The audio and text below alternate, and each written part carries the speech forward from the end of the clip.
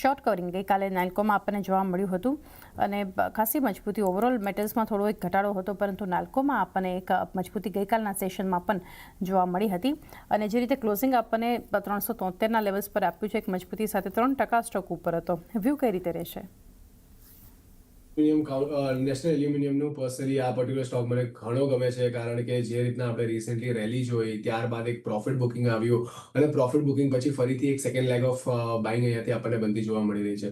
તો ડેફિનેટલી એક સારા મોમેન્ટમમાં છે, ટેકનિકલ સેટઅપ પોઝિટિવ છે અને જે રીતના આપણને છેલ્લા 2 દિવસમાં ઉછાળો આવતો જોવા મળ્યો છે. અગર કાલના સેશનની વાત કરીએ તો નિયરલી 3% ઉછાળો, પરમ દિવસની વાત કરીએ તો 2.5% ઉછાળો.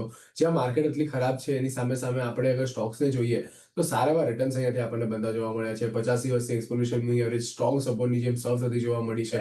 તો ડેફિનેટલી અહીંયાથી આપણને એક પોઝિટિવ સાઇડની મોમેન્ટમ આવતી જોવા મળી શકે છે.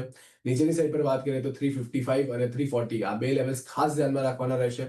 જે રિસ્કી ટ્રેડર છે એના માટે 350 એક સારો સ્ટોપ લોસની જેમ કન્સિડર કરી શકો. 20 દિવસની એક્સપોનેન્શિયલ મૂવિંગ એવરેજ અહીંયા પ્લેસ છે.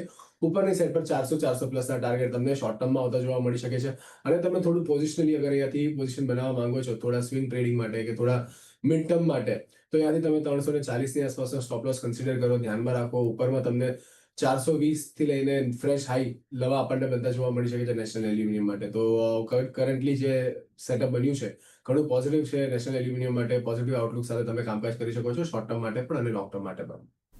તો એક વ્યૂ અહીંયાથી આપણને એક શોર્ટ ટર્મ લોંગ ટર્મ બંને માટે પોઝિટિવ નાલ્કો પર ખાસ કરીને બનતું જોઈ રહ્યા છે.